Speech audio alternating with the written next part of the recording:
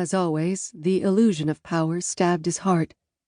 Even after a lifetime of bitter disappointment, some tiny part of him couldn't help hoping. Maybe this time. He opened his eyes to find the baby unicorn staring up at him. The radiance from his horn bathed them both in silver light. He dipped his head. Tentatively, the other unicorn crept forward. It stretched out its own head, touching its stubby horn to his. Its mind brushed against his own, light as butterfly wings. No words, just a confused, flickering jumble of emotions and pictures. Fire, dark, fear, pain.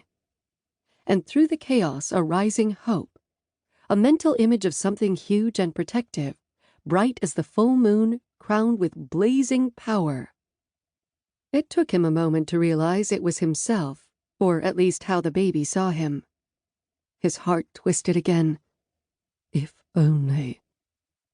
Nonetheless, he sent back telepathic warmth and reassurance. That's right, little one. You're safe now. I'll protect you. The baby gazed up at him with trusting lavender eyes. Then it collapsed. Rory was faster than he was. The griffin shifter lunged to catch the unicorn as its frail legs buckled. The tiny creature lay in his big hands, limp as a scarf. Unconscious. Rory looked more like a man holding a live bomb than a live baby. I must have breathed in a lot of smoke while it was hiding from the fire. It needs help. Wystan, given the circumstances, perhaps if you'd try really hard. Wystan was already reaching deep into his soul for his unicorn's power. His horn glowed even brighter as he concentrated. Closing his eyes, he touched the tip to the baby's ash-streaked flank. You feel what needs fixing, his father had always tried to explain. You gather your strength, your will, and then you just send it out. He could see his own silver light, even through his closed eyelids. He drew on every scrap of will he possessed, jaw clenching so tight his head hurt. Silently, he begged whatever force might be listening for a miracle. Please, just once, let me be able to heal. Nothing. Rory cleared his throat after a moment. Never mind, Wes. Shouldn't have asked. I think your hands would be more useful than your horn right now. Wystan deflated like a punctured balloon, bright power leaking away. He let go of his own disappointment as well, bottling up the familiar bitter feeling of uselessness.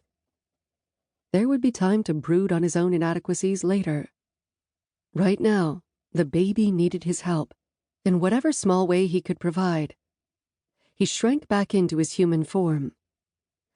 Right, he said briskly, stripping off his protective jacket and spreading it out to cushion the ground. Lay it down here so I can take a look. Her, Edith corrected.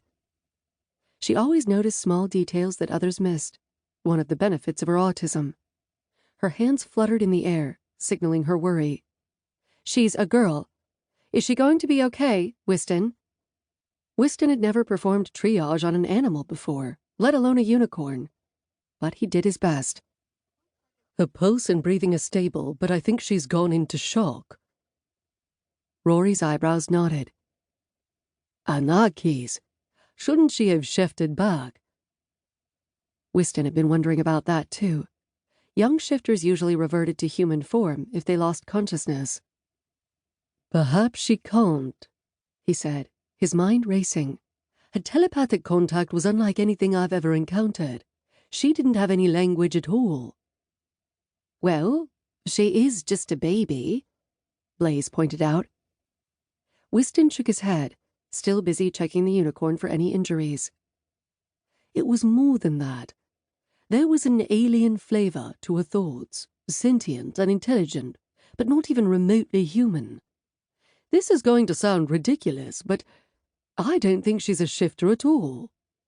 I think she's a genuine unicorn. Edith's eyes widened.